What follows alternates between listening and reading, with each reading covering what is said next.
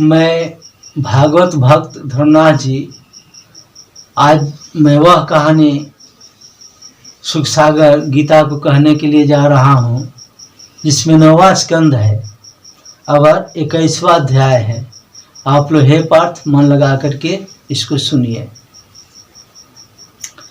श्री सुखदेव जी बोले, हे राजन, भरद्वाज का दूसरा नाम विथत था। भरद्वाज यद्यपि ब्राह्मण थे किंतु मर्द गणों के देने से वह भारत के दंतक पुत्र हुए। उन्हीं वितत के मनु नामक पुत्र हुआ। उस मनु के तक्षक और जय, महावीर और नर और गर्ग ये 5 पुत्र हुए। नर से संस्कृतिक नाम का सुत हुआ। संस्कृति के गुरु और रंती देव 2 पुत्र हुए। रंती देव राजा का जस यहाँ और स्वर्ग में भी गाया जाता है। जो कुछ भी आमदनी होती थी उस सबको वह बांट देते थे। से भूखे और दुखी रहे आते थे, परंतु अन्य भूखों को, दुखियों को वह अपना सब धन और अन्न बांट देते थे। इस प्रकार करते करते रंतीदेव राजा को एक समय 48 दिन भूखे रहते बीत गए। 49वां दिन उन्हें घी, खीर, हलवा और जल मिला। 48 दिन तक अन्न की तो बात ही कि जल तक पीने को नहीं मिला था। अतः उस समय भूख और प्यास के मारे राजा का शरीर कांप रहा था।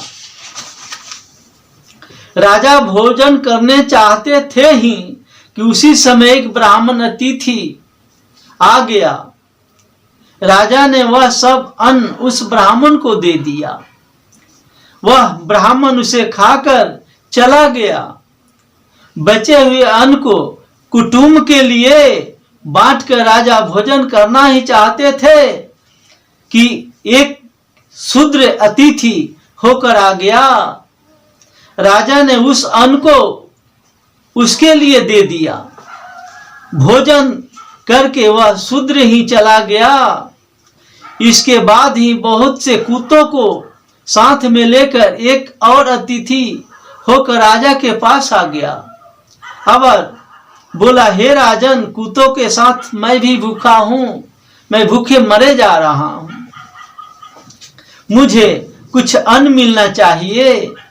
तब राजा ने बड़े सम्मान पूर्वक उसे बचे हुए अन्न को कुत्तों और उसको देकर नमस्कार किया। अब राजा के पास पीने लायक केवल जल ही शेष बचा हुआ था। राजा उस जल को पीना ही चाहते थे कि एक चंडाल भंगी आ गया और बोला कि हे राजन, मैं बहुत दिनों से प्यास के मारे मरा जा रहा हूं, मुझे आप जल पीने को दीजिए। राजा ने उसकी इस प्रकार दिन भारी वाणी सुनकर कृपा के कारण स्वयं प्यास से मरते हुए भी उस जल को पिला दिया। राजा के इस प्रकार के कष्ट को तथा दीन दयालुता को देख उसको फल देने वाले ब्रह्मा और विष्णु और शिव जी ने आकर उसी समय राजा को दर्शन दिए।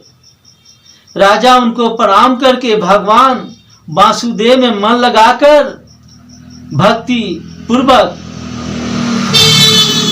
निसंग होकर रहने लगा। ईश्वर का अवलंबन करते हुए उनके पास से गुणमयी माया भी संपन्न की तरह विलीन हो गई।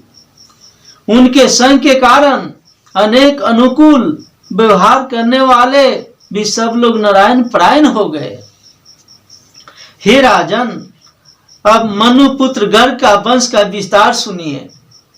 गर्ग से सिनी हुए, सिनी से गर्ग आदि ब्राह्मण जाति के पुरुष उत्पन्न हुए। अब मनु के बेटा महावीर का वंश को कहते हैं। महावीर से दुरित तक्षय पुत्र हुआ, उसके कवि कृष्णकार्णी, ये 3 सूत हुए जो ब्राह्मण तत्व को प्राप्त हो गए। अब बृहतक्ष के सूत हस्तिपुर, जिन्हों की हस्तिनापुर को बसाया, हस्ती से अजमेर, डिवीमीर और पुरुमीर, ये 3 सूत पैदा हुए। अजमेर के जो प्रिय मेघा आदि सूत हुए, ये सब ब्राह्मण हो गए। फिर अजमेर से दूसरा सूत बृहदिषु नाम का हुआ। उस बृहदिषु से अनेकों पुत्र पैदा हुआ, बहुत सा दिन तक चला। ब्राह्मण उत्पन्न हुए, मृदुगल गोत्री ब्राह्मण उत्पन्न हुए और मृदुगल के दिवोदास बेटा हुए और कन्या अहिल्या हुआ। ये 2 और जलावजा बेटा बेटी पैदा हुए। गौतम ऋषि के वीर से अहिल्या के गर्भ से शतानंद ऋषि उत्पन्न हुए। शतानंद के सत्यधीर्ति नामक पुत्र हुए, जो कि धनुर्वेद के बड़े ही ज्ञाता थे। अब सत्यवृत्ति के श्रद्धावान हुए। उर्वशी के अप्सरा पर मोहित हो श्रद्धावान का बीज सरकंडे में खलित होकर गिर गया। उससे 2 जलौजा बेटा बेटी हुए, जिनके क्रम संख्या कृपाचार्य और कृपी थे। शिकार खेलते खेलते वहां संतनु राजा आ पहुंचे, सो उन दोनों को उठाकर अपने भवन में ले गए। कृपी कन्या का विवाह धनु विद्या के आचार्य द्रोणाचार्य के साथ हुआ।